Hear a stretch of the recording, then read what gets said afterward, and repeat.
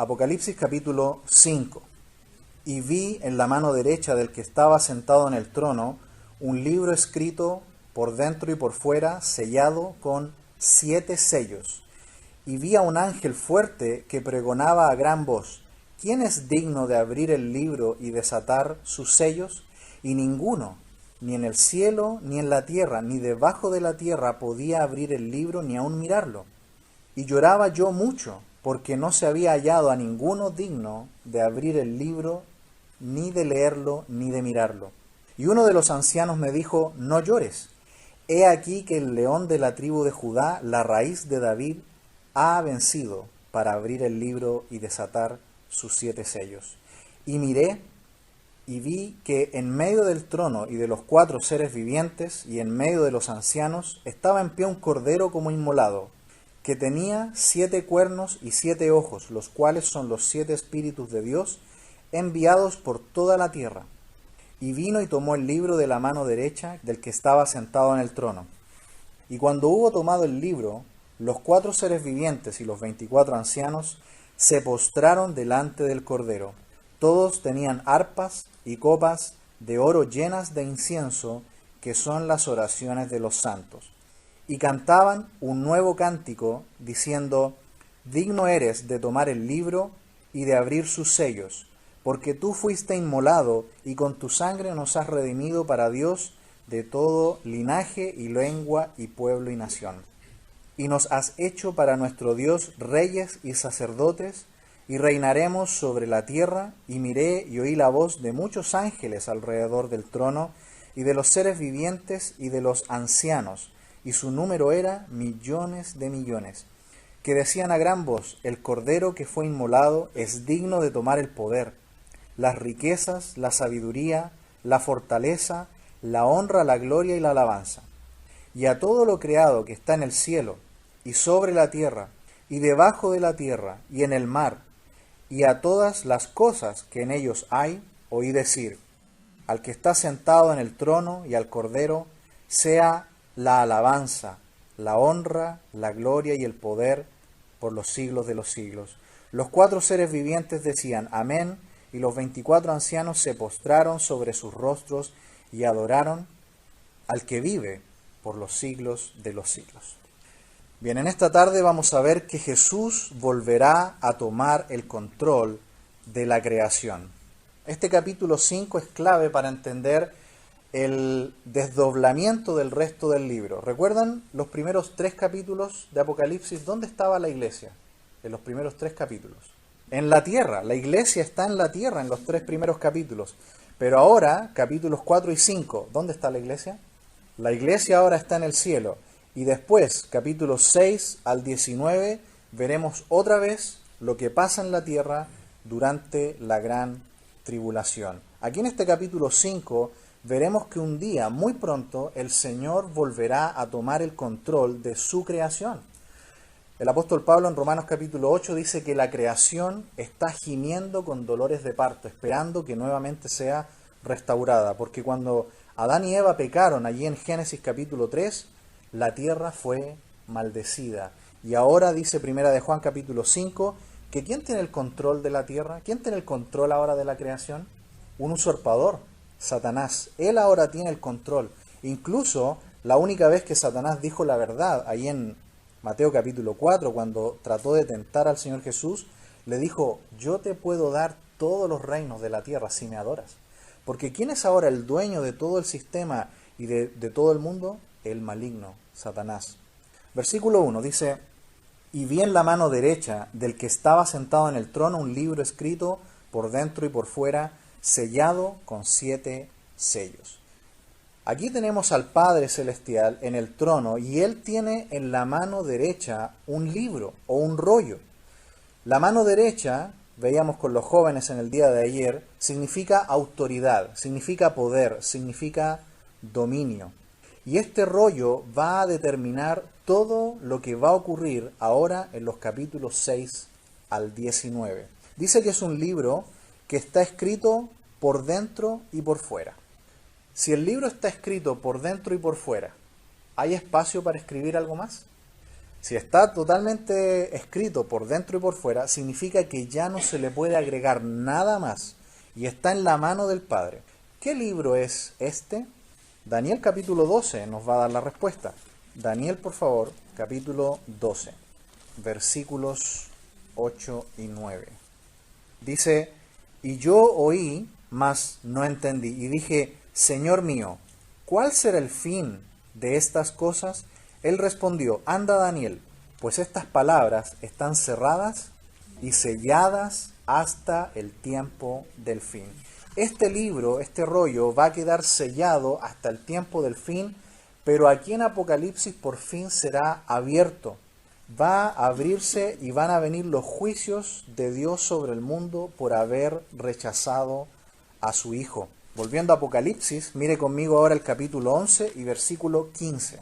Dice, el séptimo ángel tocó la trompeta y hubo grandes voces en el cielo que decían, los reinos del mundo han venido a ser de nuestro Señor y de su Cristo, y Él reinará por los siglos de los siglos.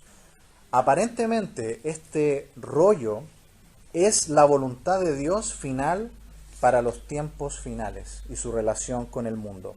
Algunos también comentaristas como Ironside o también el pastor Lehman Strauss dice que posiblemente este rollo es el título de propiedad de la tierra y que el Señor Jesucristo lo va a recuperar aquí en el libro de Apocalipsis, porque recordemos que ahora el mundo está bajo el maligno, pero el Señor Jesucristo en este libro de Apocalipsis nos presenta que Él finalmente va a retomar el control de la creación y como dice ahí el capítulo 11, versículo 15, ahora el Señor Jesucristo nuevamente va a tomar el control y Él reinará por los siglos de los siglos.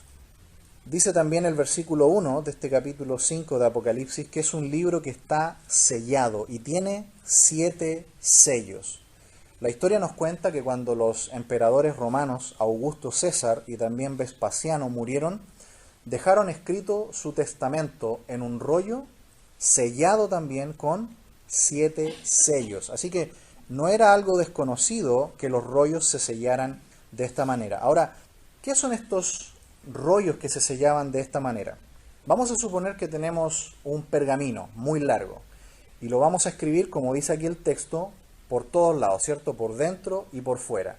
Y luego lo vamos a empezar a cerrar o a enrollar. La manera de ponerle los sellos era que primero se enrollaba un poco, se sellaba la primera sección y se le ponía un sello. Y luego se volvía a enrollar un poco más, otra sección, y se ponía otro sello. Y así sucesivamente hasta cerrarlo completamente. Este es el último sello, el séptimo sello, ¿no? Así que estos rollos no llevan los sellos al final. En realidad, luego que el rollo está totalmente escrito, se comienza a cerrar y a enrollar, y en la medida que se van cerrando, se van colocando los sellos. Mire conmigo el capítulo 8, versículo 1, tenemos cuando se abre el último sello, es decir, el rollo se va abriendo poco a poco y queda el último. Aquí en el capítulo 8 dice, versículo 1, cuando abrió el séptimo sello, se hizo silencio en el cielo como por media hora. Y vi a los 7 ángeles que estaban en pie ante Dios, y se les dieron 7 trompetas. Otro ángel vino entonces y se paró ante el altar con un incensario de oro, y se le dio mucho incienso para añadirlo a las oraciones de todos los santos sobre el altar de oro que estaba delante del trono. Y de la mano del ángel subió a la presencia de Dios el humo del incienso con las oraciones de los santos, y el ángel tomó el incensario y lo llenó del fuego del altar y lo arrojó a la tierra, y hubo truenos y voces y relámpagos y un terremoto. El séptimo sello va a abrir los juicios de las trompetas y de las copas. Es decir, cada sello que se va abriendo a medida que se va abriendo este rollo son juicios que van a caer sobre la tierra en el tiempo de la gran tribulación. Y el último sello es el más duro de todos, porque va a abrir una serie de juicios sobre la tierra, las trompetas y las copas. Damos gracias al Señor que de acuerdo al capítulo 3, ya lo estudiamos, la iglesia no pasará por este tiempo de ira que viene sobre la tierra. Hemos visto que la iglesia será arrebatada de este mundo antes de que comience la gran tribulación. Versículo 2 del capítulo 5 dice: y vi a un ángel fuerte que pregonaba a gran voz: ¿quién es digno de abrir el libro y desatar sus sellos? Aquí el texto es muy interesante, que Juan recalca que es un ángel muy poderoso, un ángel poderoso. Si recordamos, en el capítulo 20 se nos menciona que un ángel bajó del cielo, tomó a Satanás, lo encadenó y lo dejó en el abismo por 1000 años. Ahí tenemos un ángel poderoso de Dios. También en el capítulo 18 y versículo 21 tenemos otro ángel muy poderoso, que dice la Biblia en el versículo 21, dice: y un ángel poderoso tomó una piedra, como una gran piedra de molino, y la arrojó al mar, diciendo: con el mismo ímpetu será derribada Babilonia, la gran ciudad, y nunca más será hallada. Otro ángel allí poderoso. También capítulo 10 y versículo 1, un ejemplo más de otro ángel poderoso, dice: vi descender del cielo a otro ángel fuerte, envuelto en una nube, con el arco iris sobre su cabeza, y su rostro era como el sol, y sus pies como columnas de fuego. ¿Son ángeles poderosos? ¿Pero tienen suficiente poder para abrir el libro? No tienen el suficiente poder. ¿De qué se trata? ¿De fuerza o de dignidad? Se trata de dignidad. Se trata de dignidad. Aquí dice: no hay ninguno digno, dice este ángel poderoso, para abrir el libro. Es decir, se necesita una persona que sea perfecto redentor y mediador, y no hay nadie competente en toda la creación para poder abrir este libro, que muy probablemente es el título de dueño, de dominio de la creación. Versículo 3 dice: y ninguno, ni en el cielo, ni en la tierra, ni debajo de la tierra, podía abrir el libro, ni aún mirarlo. Ni en el cielo, ni en la tierra. ¿No son los dos elementos de Génesis 1:1? En el principio creó Dios los cielos y la tierra. Es decir, lo que el ángel está diciendo: ningún ser humano, ningún ser creado puede abrirlo. Esto nos descarta y nos deja una pura posibilidad. ¿Quién es el único que puede abrir este libro de los juicios sobre la tierra? Este libro que aparentemente es el título de propiedad de la creación y de la tierra. El único que puede abrirlo es Dios. Ningún ser creado puede abrirlo. Y dice: ninguno que esté ni en el cielo ni en la tierra. Y es muy interesante que en la palabra de Dios se nos dice que Jesús, cuando estuvo en la cruz, fue hecho maldición. Es decir, Él estuvo suspendido entre el cielo y la tierra, sin ser considerado digno ni para estar ni en el cielo ni en la tierra, porque en ese momento el Señor Jesús estaba llevando el pecado de todos nosotros. Y aquí este único ser digno es el que va a poder abrir este libro. Es muy interesante que también allí dice que ni siquiera nadie podía mirar este libro, este rollo. Hay un solo ser que ninguna cosa le es oculta. ¿Quién es? Solamente Dios. Solamente los ojos de Dios pueden penetrarlo todo. En Hebreos 4:13 dice: y no hay cosa creada que no sea manifiesta en su presencia. Antes bien, todas las cosas están desnudas y abiertas a los ojos de aquel a quien tenemos que dar cuenta. Solamente Dios puede acceder a este libro y abrirlo. Versículo 4. Y lloraba yo mucho porque no se había hallado a ninguno digno de abrir el libro, ni de leerlo, ni de mirarlo. ¿Cuál es la reacción de Juan? Juan está llorando porque él ve que nadie puede abrir el libro y poner fin a los planes de Dios sobre el universo. Tiene el deseo de que la voluntad de Dios sea hecha en la tierra. ¿No nos enseñó a orar así el Señor en la oración del Padre Nuestro? Que tu voluntad sea hecha en la tierra como en el cielo. Y como Juan ve que nadie puede abrir el libro, él llora. Pero hay uno que sí puede abrirla, y es nuestro Señor Jesucristo. Él es el único que puede ir a la presencia del Padre. El Padre tiene el libro en su mano derecha, y el Señor Jesucristo lo va a tomar y lo va a abrir. Versículo 5 dice: y uno de los ancianos me dijo: no llores, he aquí el león de la tribu de Judá, la raíz de David, ha vencido para abrir el libro y desatar sus 7 sellos. ¿De quién es la identidad de esta persona que es el único que puede abrir el libro? Dice que es un cordero como inmolado, que tiene 7 cuernos y 7 ojos. Se nos dice también que es el león de la tribu de Judá. ¿Recuerdan que cuando Jacob estaba a punto de morir, allí en Génesis 49, él fue hijo por hijo, dándole una bendición a cada uno antes de morir y luego fallece? Cuando le tocó bendecir a Judá, miren lo que le dijo. Esto es Génesis 49. Le dijo: cachorro de león, Judá, de la presa subiste, hijo mío, se encorvó, se echó como león, así como león viejo, ¿quién lo despertará?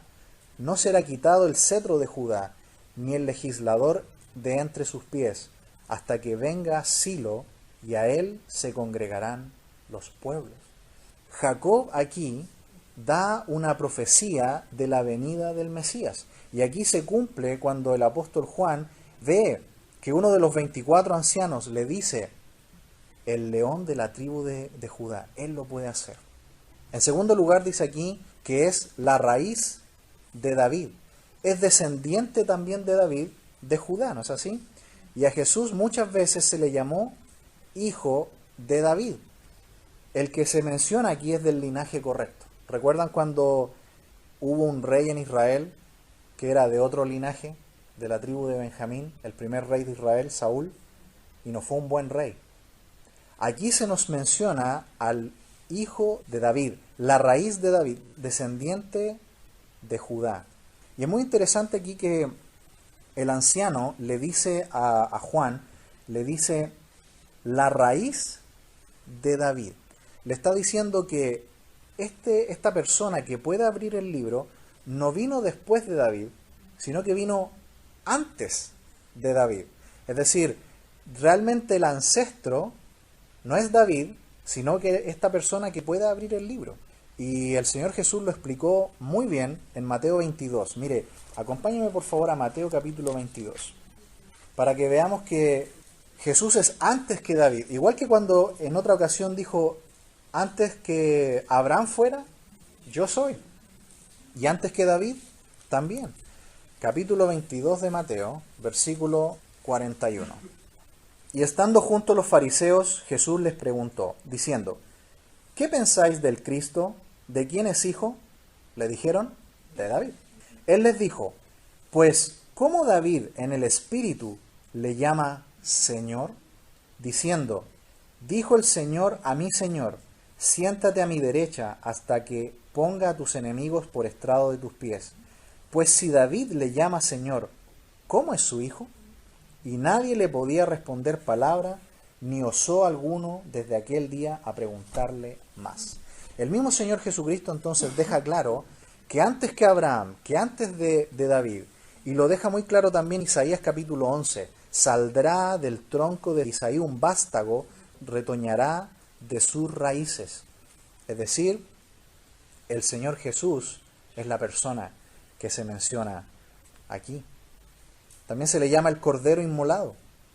28 veces se menciona al Cordero aquí en el libro de Apocalipsis. Y tal como en Génesis 22, Isaac le pregunta a su padre, Abraham: Padre, ¿dónde está el Cordero? Juan el Bautista le responde en Juan 1:29, He aquí el Cordero de Dios que quita el pecado del mundo. No hay duda que la persona que puede abrir este libro es el Señor Jesucristo. Él es el único que lo puede hacer.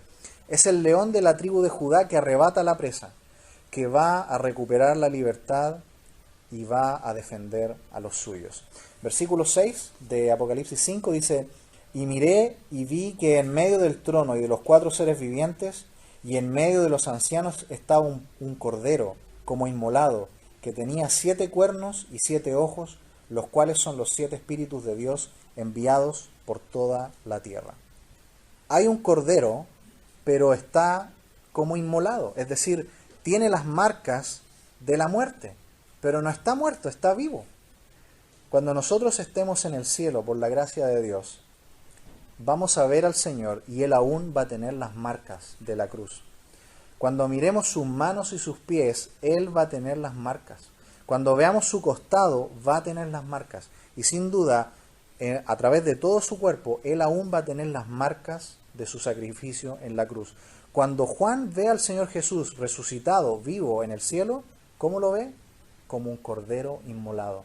Pero no está muerto, está vivo, está resucitado. Dice que está en medio del trono, es decir, su obra está completa, tal como en la epístola a los Hebreos. Se nos dice que el Señor entró en el lugar santísimo del cielo con su propia sangre. El Señor está en el cielo y aún tiene las marcas de la cruz.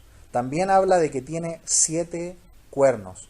En muchos pasajes, como 1 de Reyes 22:11, Zacarías capítulo 8, los cuernos son símbolo de fuerza, son símbolo de autoridad y también de dominio absoluto, tal como en el Salmo 75.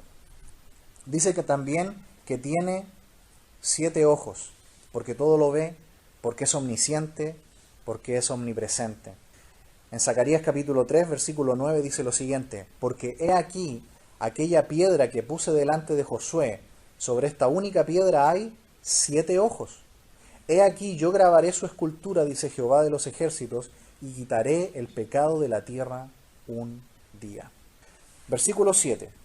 Y vino y tomó el libro de la mano derecha del que estaba sentado en el trono. Esta persona que se menciona aquí, que es el león de la tribu de Judá, que es la raíz de David, que era un cordero inmolado, pero que está vivo, que está en la presencia del Padre sentado en el trono, entra y toma de la mano de Dios el rollo. ¿No es una imagen extraordinaria? ¿No es una imagen majestuosa? Él tomó el rollo. Como tiene todas estas cualidades para hacerlo, Él lo hace. Y esto ya lo había adelantado el Señor Jesús en el Evangelio de Juan. Acompáñenme por favor una vez más al Evangelio de Juan, capítulo 5, versículo 21. Vamos a leer desde el versículo 21. Dice: porque como el Padre levanta de los muertos y les da vida, así también el Hijo a los que quiere da vida. Porque el Padre a nadie juzga, sino que todo el juicio dio al Hijo, para que todos honren al Hijo como honran al Padre. El que no honra al Hijo, no honra al Padre que le envió. De cierto os digo, el que oye mi palabra y cree al que me envió, tiene vida eterna y no verá condenación, mas ha pasado de muerte a vida. De cierto os digo, viene la hora, y ahora es cuando los muertos oirán la voz del Hijo de Dios, y los que la oyeren vivirán. Porque como el Padre tiene vida en sí mismo, así también ha dado al Hijo tener vida en sí mismo. Y también le dio autoridad de hacer juicio, por cuanto es el Hijo del Hombre. No os maravilléis de esto, porque vendrá hora, cuando todos los que están en los sepulcros oirán su voz, y los que hicieron lo bueno saldrán a resurrección de vida, mas los que hicieron lo malo a resurrección de condenación. ¿Quién es la persona que tiene el poder de juzgar a los vivos y a los muertos? El Hijo de Dios, el Señor Jesús. El Padre, cuando Jesús murió en la cruz, resucitó de los muertos y llegó al cielo con la victoria completa, el Padre le entregó al Hijo absolutamente todo. Le entregó todo. Le entregó la autoridad sobre todo. Le entregó la autoridad para juzgar. Le entregó la autoridad para resucitar a los muertos que habían creído en Él. Por lo tanto, no hay duda que quien viene y toma este rollo, que es el título de propiedad del mundo, que es la voluntad de Dios, es el Señor Jesucristo. Y a medida que vaya abriendo cada uno de sus sellos sobre la tierra, se va a desatar la ira de Dios, hasta que el Señor Jesucristo venga y pose nuevamente sus pies sobre la tierra para instaurar el reino aquí en la tierra. Versículo 8 del capítulo 5 de Apocalipsis nuevamente dice: y cuando hubo tomado el libro, los 4 seres vivientes y los 24 ancianos se postraron delante del Cordero. Todos tenían arpas y copas de oro llenas de incienso, que son las oraciones de los santos. Por fin se cumple la parte de la oración del Padre nuestro cuando dice, venga tu reino y hágase tu voluntad, así como en la tierra como en el cielo. Solamente aquí esta oración va a ser plenamente contestada. Y es un cántico evangelístico porque nos habla del Cordero inmolado de Dios. Es un cántico misionero porque menciona a todo pueblo, toda nación, toda lengua. Es un cántico devocional porque dice que todos seremos sacerdotes. Es un cántico profético porque dice que todos reinaremos. Aquí aparece el Cordero y el cielo completo comienza a adorar. Versículo 9. Y cantaban un nuevo cántico diciendo, digno eres de tomar el libro y de abrir sus sellos, porque tú fuiste inmolado y con tu sangre nos has redimido para Dios de todo linaje y lengua y pueblo y nación. Algo que no había notado, y yo no sé si ustedes lo han notado, es que los ángeles, ¿cantan o no cantan? Los que cantan aquí son personas redimidas. Dice al final del versículo, nos has redimido con tu sangre. Empecé a buscar y ¿sabe qué? Los ángeles no cantan. Los ángeles solamente dicen, proclaman, hablan en gran voz, pero nunca se dice que cantan. Incluso en Lucas, cuando los pastores ven esta gran visión y ven a los ángeles, dice que los ángeles no cantaron, dicen los ángeles solamente. ¿Quiénes son los únicos que cantan a Dios alabanzas? Los redimidos. No me había dado cuenta, pero investigando y viendo cada pasaje, usted va a notar que los ángeles nunca cantan. Solamente exclaman a gran voz, dicen cosas, proclaman, pero el verbo cantar solamente se le aplica a los redimidos. Solamente nosotros cantamos alabanzas a Dios. Ellos no lo hacen. Y algo más. Notaron también en el capítulo 4 que los ángeles adoran en tercera persona. Dicen, por ejemplo, digno eres de recibir. Nunca lo hacen así. Dicen, Él es santo, santo, es el Señor Dios Todopoderoso, en el versículo 8 del capítulo 4. ¿Quiénes son los únicos que adoran al Señor en segunda persona, diciéndole a Dios tú? Otra vez, nosotros, los redimidos. Los ángeles nunca adoran a Dios en segunda persona, siempre lo hacen en tercera persona. Los únicos que adoran a Dios directamente en segunda persona son los que han sido redimidos. Versículo 10.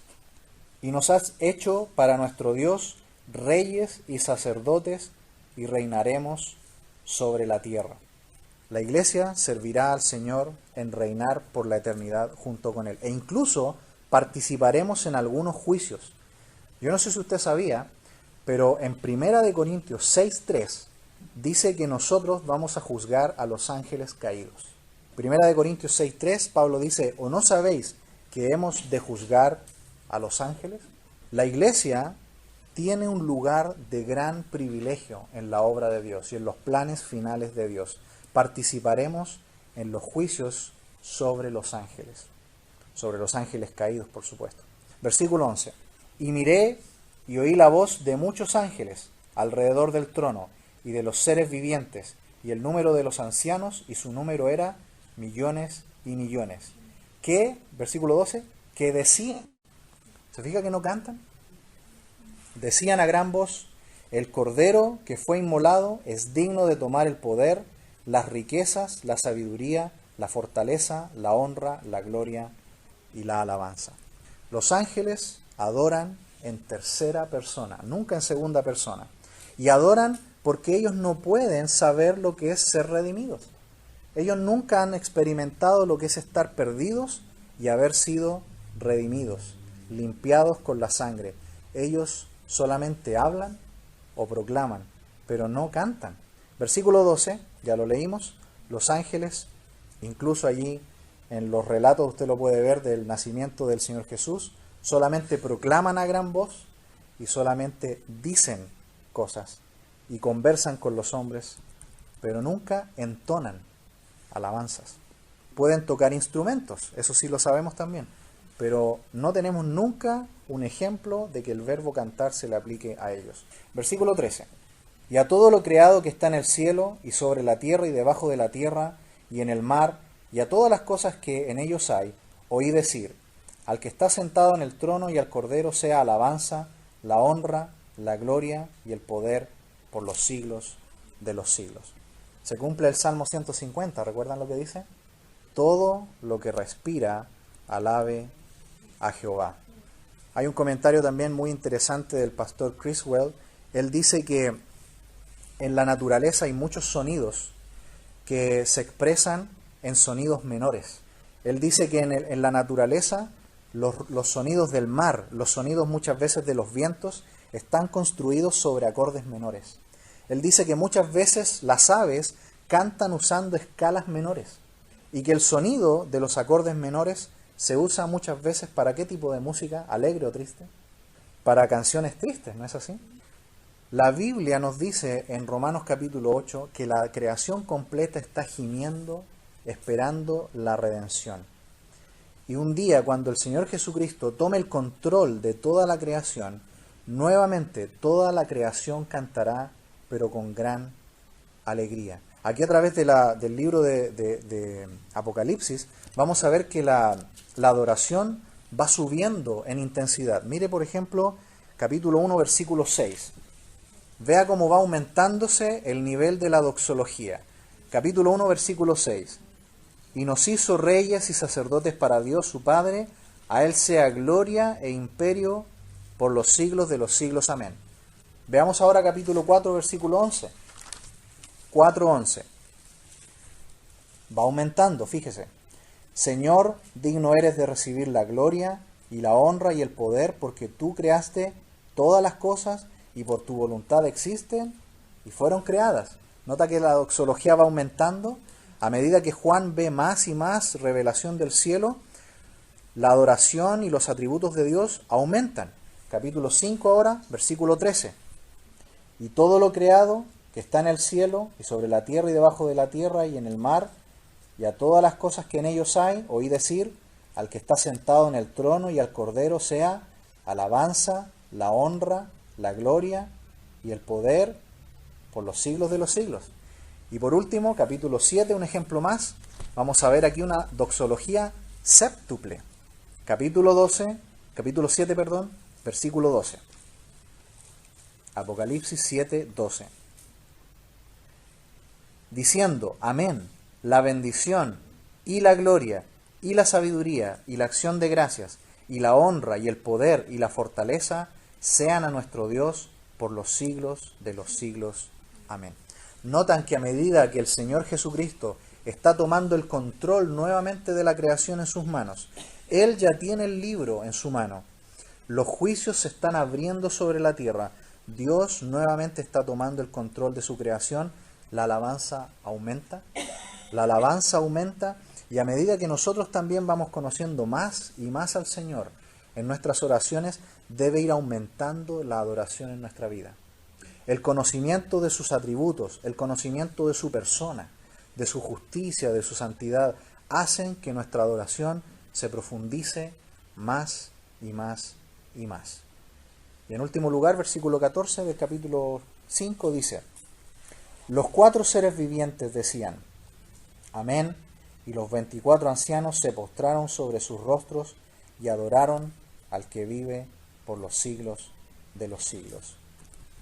Hemos visto entonces en esta tarde que Jesús volverá a tomar el control de la creación. Aquí el libro de Apocalipsis nos está mostrando que un día el Señor Jesús va a tomar el libro que es el título de propiedad de la tierra y lo va a abrir. Y se van a desatar juicios sobre el mundo y Él va a ser nuevamente el completo Señor y soberano sobre la creación. Si esto es así sobre la creación, ¿no debe ser mucho más sobre nuestras vidas? ¿Sobre nuestras propias vidas? Si los seres angelicales que no saben lo que es ser salvados, ni siquiera cantan, sino que solamente proclaman las verdades de la santidad de Dios, y nosotros que podemos adorar a Dios de una manera mucho más grande y profunda, ¿no debiera nuestra vida ser un reflejo mayor de la gloria de Dios aquí en el mundo?